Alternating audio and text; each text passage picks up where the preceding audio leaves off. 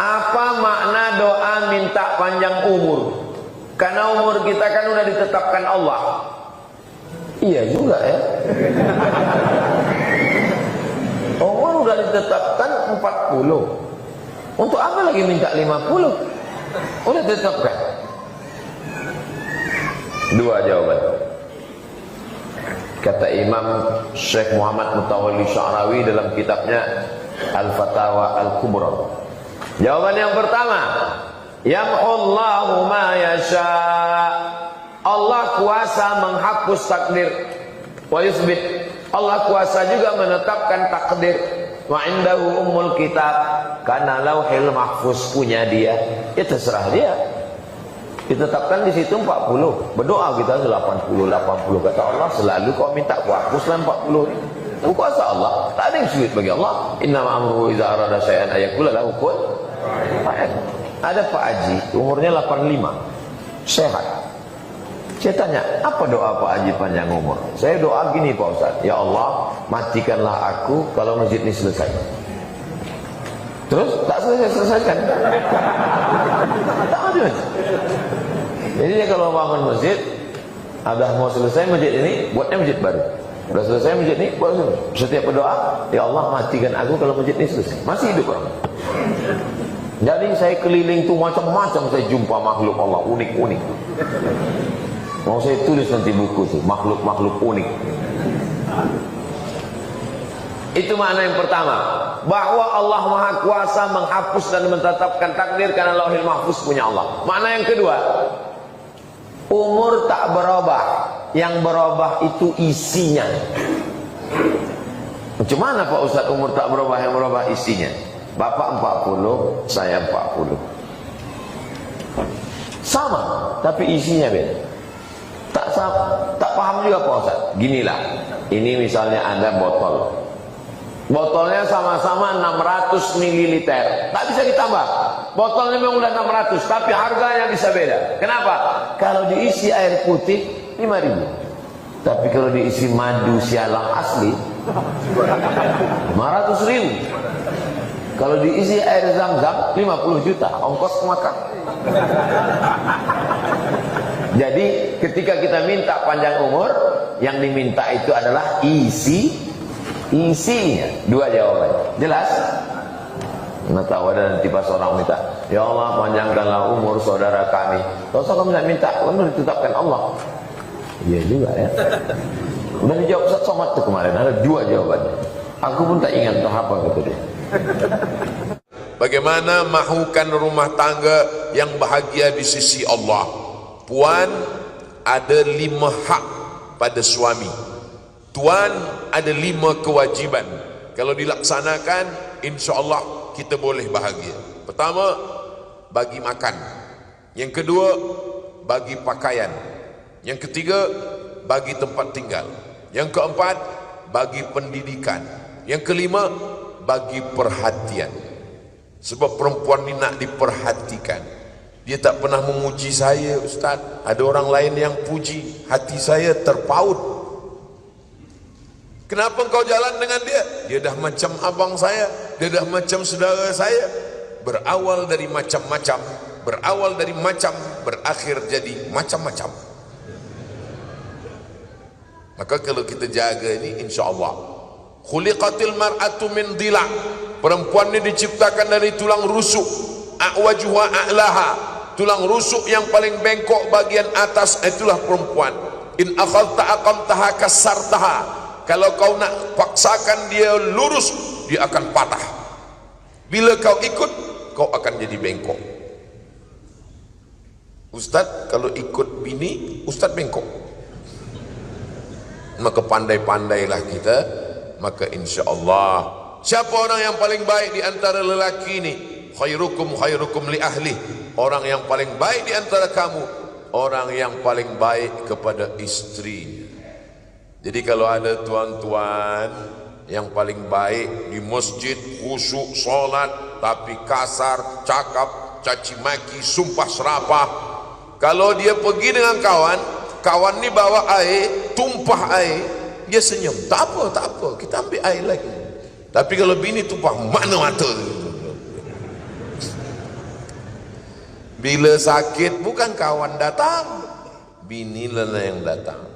Sakit di hospital, bini datang, suau, makan ya bang, sabar bang, sabar. InsyaAllah sebelum hari Jumat selesai ni insyaAllah. Bila kita baik dia suap baik, tapi bila kita kasar, makan, udah sakit tak mati-mati pula lagi. Betul tak puan? Betul kata puan.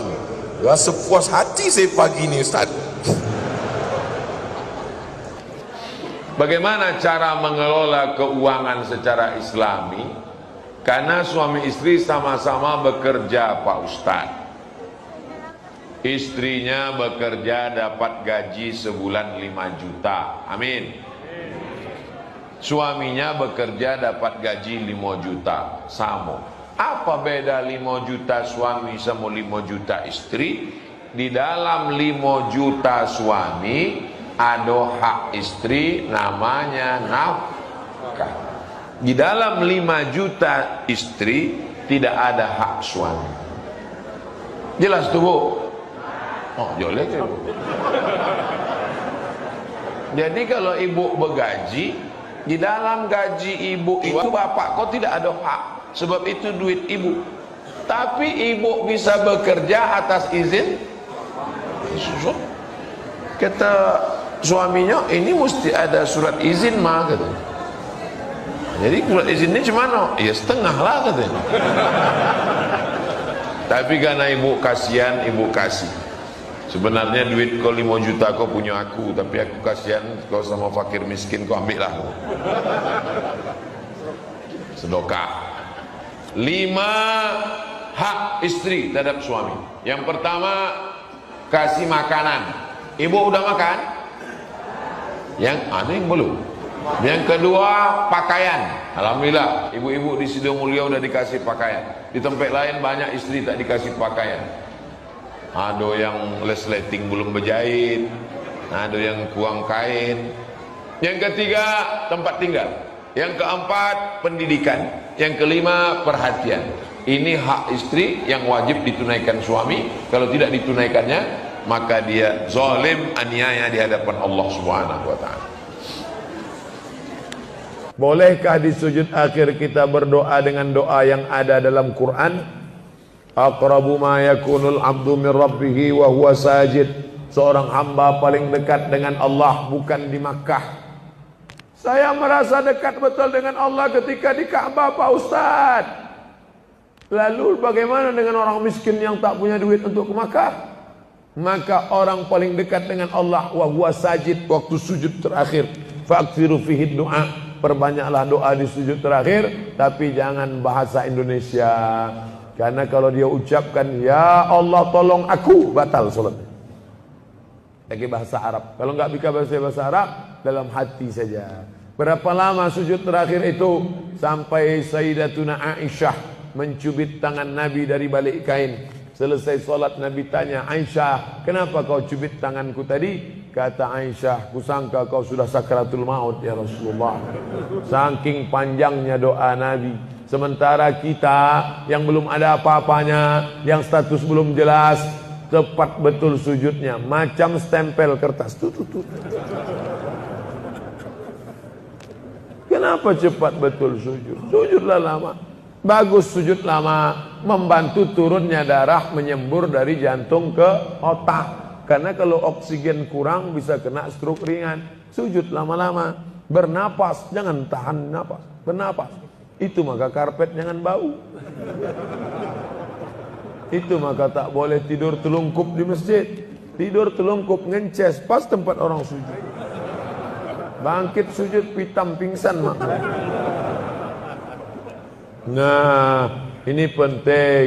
Lalu kemudian kalau dibaca dalam doa sujud itu ayat Quran boleh? Tak boleh. Karena Quran itu tinggi, sedangkan sujud itu rendah. Tak boleh yang tinggi diletakkan di rendah. Tapi kalau doa boleh.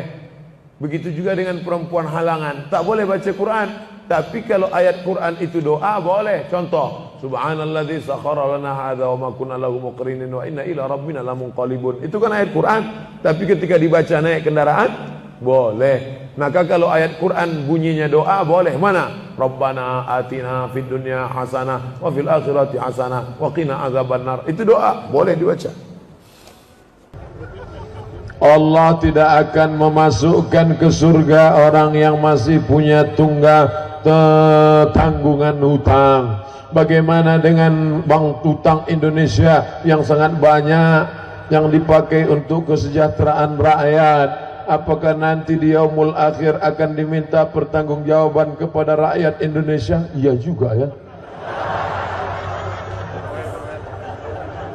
Nah, ngeri-ngeri sedap juga kita nih. Nanti pas di akhirat, Ustadz Somad status pending. Mudah-mudahan kita diselamatkan Allah Subhanahu wa taala. Karena yang dimaksud utang piutang itu adalah personal pribadi. Surat Al-Baqarah 282. Al-Baqarah 282. Satu halaman full. Ya ayyuhalladzina amanu, hai orang beriman, idza tadayantum bidainin, kalau kalian menjalin transaksi utang piutang ila ajalin musamma, sampai batas limit waktu tertentu, faktubuh, tulislah. Maka saya dengan bapak tulis sampai harinya tagih, bayar. Kenapa kau tak bayar? Fa in kana dzu usratin, kalau dia dalam kesulitan, fanaziratun ila maisarah, kasih dia waktu mudah. Kau susah sekarang, iya. Kapan kau bisa bayar? Tambah 2 bulan lagi Pak Ustaz. Oke, 1 Mei bayar ya. Iya. Mei mana? Maybe yes, maybe no. Janganlah begitu bro, bayarlah. Nanti kau di akhirat payah mencari aku. Belum tentu kita satu level VVIP. Yang paling bagus, wa anta saddaqu khairul lakum, kalau kau sedekahkan lebih baik. Kapan kau bisa bayar? Aku tak bisa bayar Pak. Udahlah aku sedekahkan. Ambil ya. Itu namanya pasrah tapi tak rela tuh. Sedekahkan. Kau sedekahkan lebih baik. Yang menghafal ayat ini yang ngasih pinjaman. Sekarang banyak yang hafal yang minjam. Pas kita tagih, kapan kau bayar? Wa anta saddaqu khairul lakum. Itu ayat untuk aku, bukan punya engkau. Banyak orang salah hafal ayat sekarang. Ustadz, berdosa enggak kalau menggunakan kartu kredit dengan bunga 0%? Ada apa enggak? Selama transaksi itu tidak ada 3, tidak ada ghish, tipu, tidak ada gharar, gambling, judi, tidak ada zulm, aniaya, maka dia tidak tergolong dalam transaksi yang diharamkan. Bersih dari ghish, tipu, tidak ada gharar, gambling, judi, ketidakpastian, tidak ada di dalamnya zulm, aniaya, apapun nama transaksinya. Karena makin berkembangnya zaman, transaksi yang zaman Nabi tidak ada, sekarang ada. E-commerce tidak ada zaman Nabi. Lalu kemudian jual beli online tidak ada zaman Nabi. Selamat dia dari yang 3, pasti dapat dipercaya, tidak ada riba, maka dia selamat dari yang diharamkan Allah Subhanahu wa ta'ala. Last 10. Saya keliru pahaman ahli sunnah wal jamaah dan pahaman wahabi. Boleh Ustaz terangkan? Panjang. Saya ringkaskan pada 3. Dia menengok saya sebagai pelaku bid'ah. Kalau bid'ah dolalah, kalau dolalah finnar. Maulid Nabi bid'ah, Isra Mi'raj bid'ah, menyambut 1 Muharram bid'ah, malam nisfu Sya'ban bid'ah, berdoa mengangkat tangan mengusap ke muka bid'ah, pakai hadis dhaif bid'ah, talqin mayat bid'ah, tahlil bid'ah, maka bertarekat bid'ah. Abdul Somad ini pelaku bid'ah dalalah finnar menurut dia, padahal kita punya dalil-dalil. Yang kedua, orang yang bertawassul kata dia musyrik. Bertawassul dengan Syekh Abdul Qadir Jilani musyrik, bertawassul dengan Bahaudin Naqsyabandi musyrik, bertawassul dengan ulama-ulama musyrik. Padahal ulama Ahlus Sunnah wal Jamaah menyusun kitab muhaddis dari Maghribi, Syekh Abdullah bin Siddiq Al-Ghumari, menulis kitab Ittihaful Azkiya bijawazit tawassul bil awliya wal anbiya. Boleh bertawassul. Aku bertawassul kepada engkau ya Allah dengan kemuliaan Syekh Abdul Qadir Al-Jilani. Mereka mengatakan orang yang bertawassul berarti dia musyrik karena dia meminta kepada wali-wali Allah. Yang ketiga, mereka mengatakan orang yang mentakwil ayat mutasyabihat kafir. Sedangkan Asy'ariyah mentakwil ayat mutasyabihat. Ar-Rahman 'alal arsy istawa, Allah duduk di atas aras. Siapa yang memahami Allah bertempat duduk di atas aras, maka dia adalah mujassimah menurut Asy'ariyah. Lalu apa makna Allah bersemayam di atas aras? Maknanya Allah Maha Kuasa. Kata dia tak boleh ayat ini ditakwil. Siapa yang mentakwil ayat berarti kafir. Itulah percanggahan yang membuat kita tak boleh bersatu.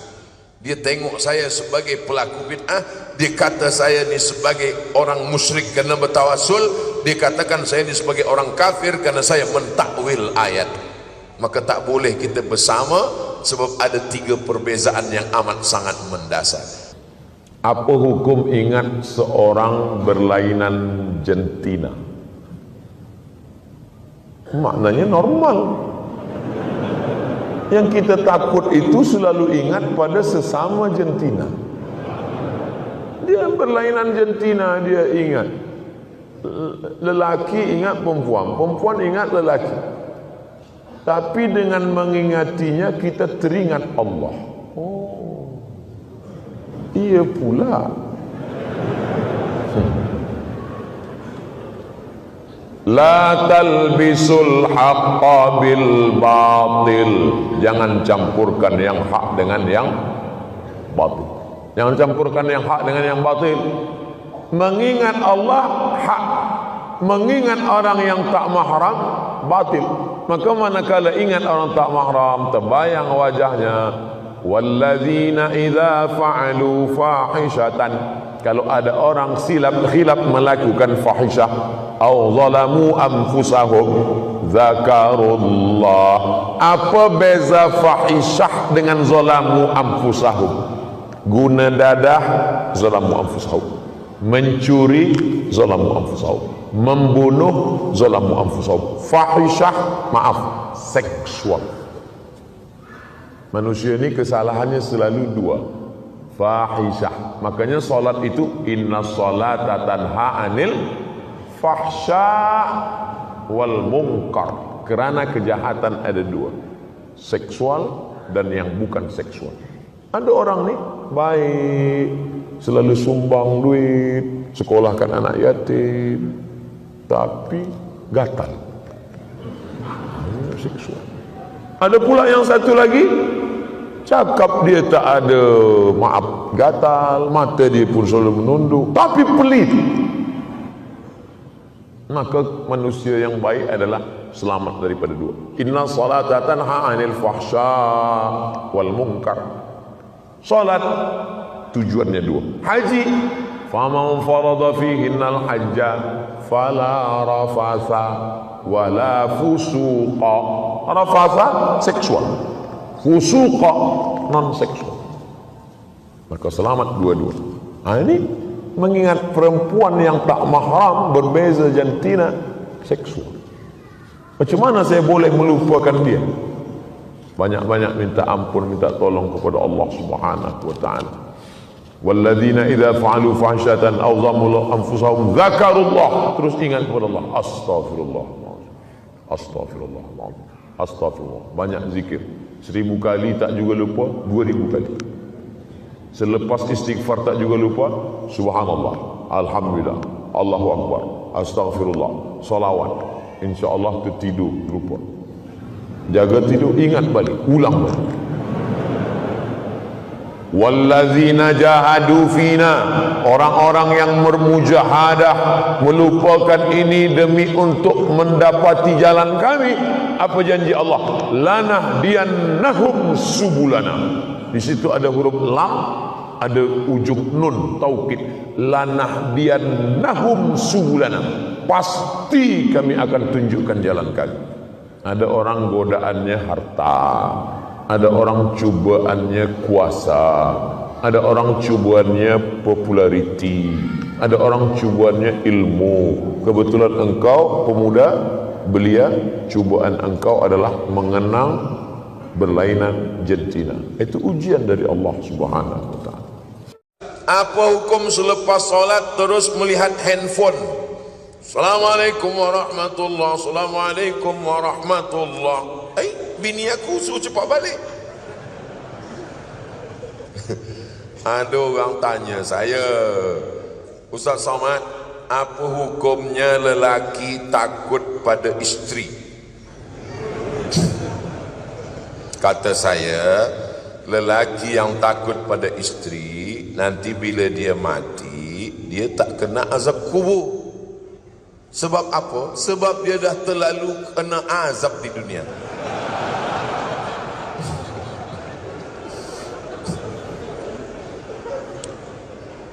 Yang ini tak usah ingat, yang lain tadi aja ingat. Sembayang tu apa? Apa sembayang itu? Aqwalun, ucapan, maknanya Al-Fatihah, rukun. Wa af'alun, perbuatan, tegak, mengangkat tangan, ruku, i'tidal, sujud, duduk antara sujud, salam, tasyahud.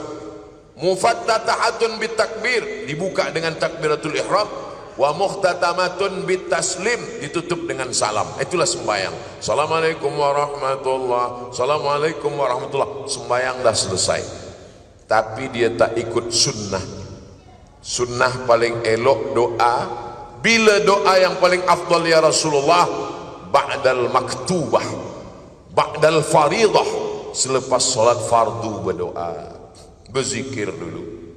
Astaghfirullahaladzim, subhanallah, subhanallah, subhanallah, alhamdulillah, alhamdulillah, Allahu akbar, Allahu akbar. Habis itu berdoa. Kenapa tak berzikir? Bila kita berzikir, malaikat-malaikat turun. Malaikat menengok orang berzikir, memanggil malaikat yang lain, halummu ila hajatikum, inilah yang kamu hajatkan, yang kamu cari-cari. Malaikat pun ikut berzikir dan mengaminkan doa. Doa kita itu pun diaminkan. Ad-da'i yang berdoa, wal mu'ammin yang mengaminkan, fil ajri sawa, balasannya sama, maka aminkan. Allahumma inna nas'aluka salamatan fid din, amin. Aminkan. Ini banyak sekarang tak mengaminkan. Bila ditanya, kenapa engkau tak aminkan doa imam? Imam tu minta hujan, Ustaz. Saya berniaga aiskrim. Yang kita minta bukan hujannya, rahmatnya, barokahnya. Ni lepas sembahyang tak ada lagi berdoa. Assalamualaikum warahmatullahi, Assalamualaikum warahmatullahi.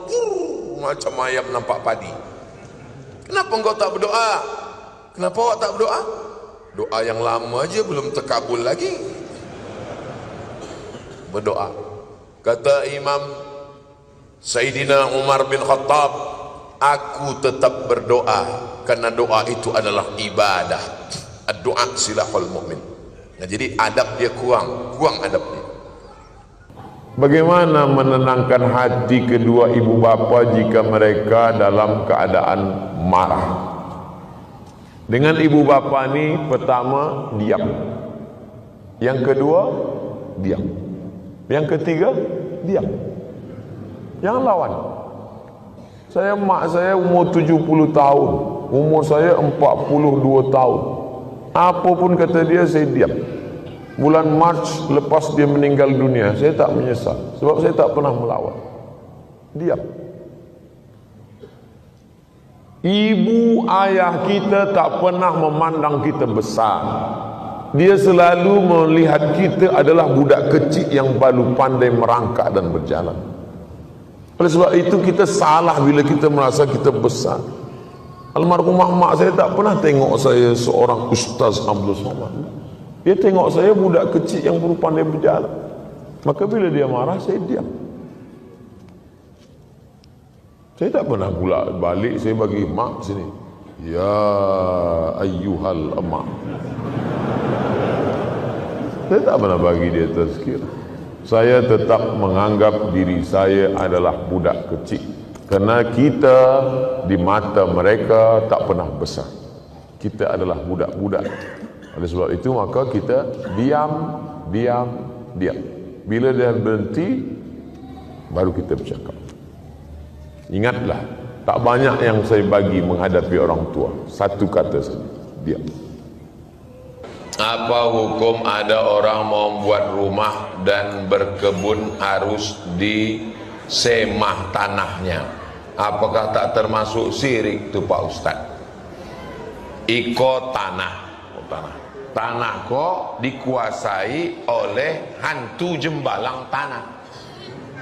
Jadi jembalang tanah ini kalau kita tak berdamai sama dia, nanti diganggunya kebun kita ini.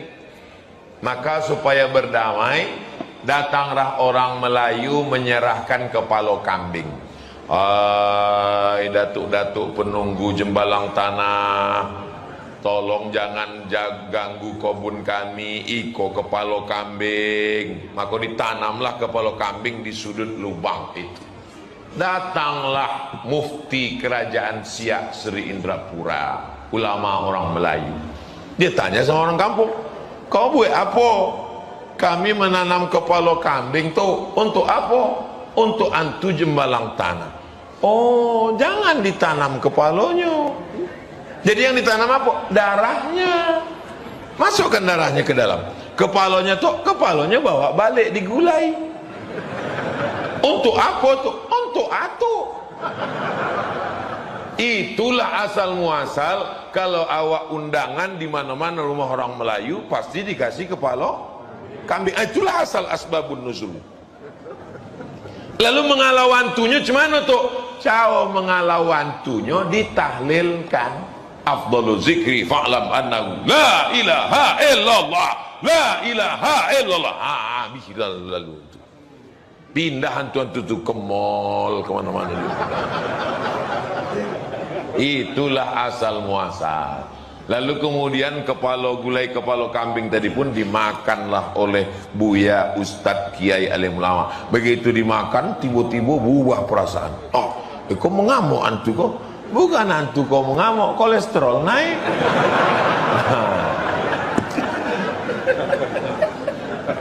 Kalau sampai meyakini bahwa kepala kambing kok untuk antu kok supaya tidak mengganggu, maka berarti awak sudah menduakan Allah dengan hantu jembalang tanah. Iyyaka na'budu wa jembalang tanah nasta'in. Berubah bunyi Fatihah. Iyyaka na'budu wa jembalang tanah nasta'in. La ilaha. Itulah makna tauhid. Cuma ulama dulu caranya lembut. Dia tidak main bid'ah. Kalau macam itu tak Islam awak gini. Sembole dia nenek moyang awak. Mati ulama-ulama. Tapi mereka dengan dakwah yang lembut, dengan dialog. Kenapa kepala kambing dalam? Kepala kambing gulai, darahnya yang dibuang. Karena darah memang najis. Boleh orang Islam makan darah? Mana boleh? Dracula tak Islam.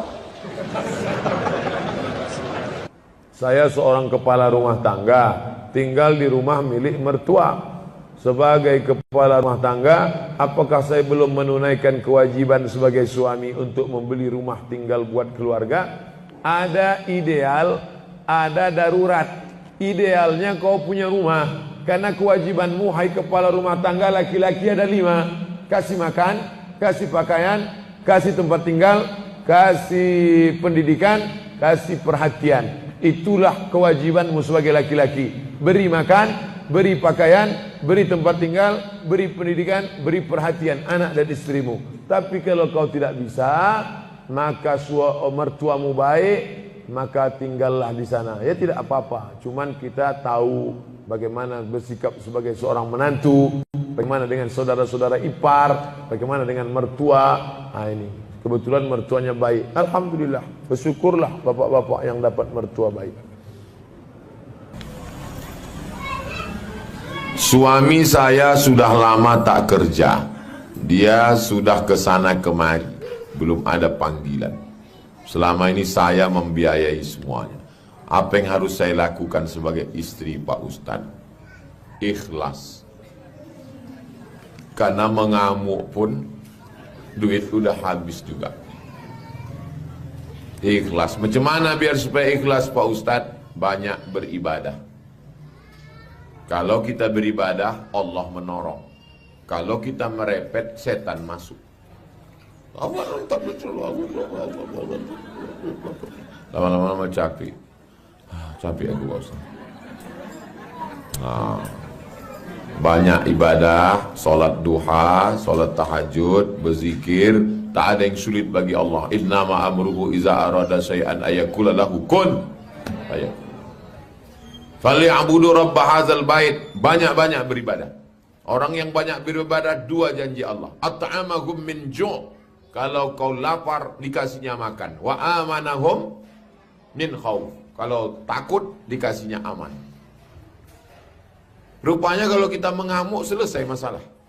Tidak. Kalau bisalah mengamuk, selesai masalah, kita buat aja hari mengamuk nasional. Banyak-banyak beribadah. Ikhlas. Aku bang, walaupun kau belum kerja, aku ikhlas duitku ni kau pakai. Tapi nanti kalau kau udah kerja, tolonglah kau ganti pula.